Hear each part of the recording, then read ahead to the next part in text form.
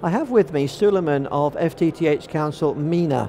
Suleiman, nice to talk to you today here in Warsaw. Now, you guys, of all the FTTH countries in the world, you have the crown jewels in UAE, don't you? Yes, we sure do. It's really fortunate, although our region is relatively small, we have very interesting talk about the UAE. UAE has been ranked #1 for the past 3 years in FTTH penetration. So they have covered most of the country with FTTH installations. That's amazing. Just tell us actually, across MENA as you define it, what countries are you responsible for? Actually, we are responsible from the east, Iran in the east, all the way to Morocco on the west. So we cover the 11 countries, which is the Middle Eastern countries, plus North African countries. Yes, so you've got quite a challenging market there. How is the market looking at the moment for FTTH? Well, the market, it's segmented basically. You know, we have two groups, or let's say three groups of countries. We have a very dynamic market in the GCC countries, which are the Gulf states, namely UAE, Saudi Arabia, Qatar. And we also have Oman and Kuwait are coming very strong, although they don't have a lot of FTTH installation as of yet. However, they have government announcements that they will definitely work on this in the next few years.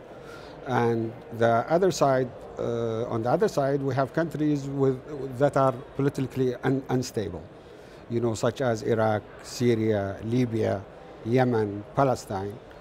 These countries, they have potential. However, because of the political situation, they have no fiber at this point. And then you have countries in the middle.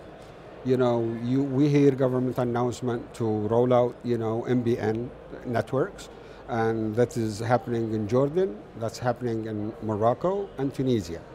So these countries, we expect, you know, the FTTH rollout will increase eventually in the next few years. However, the most dynamic countries are basically the GCC countries.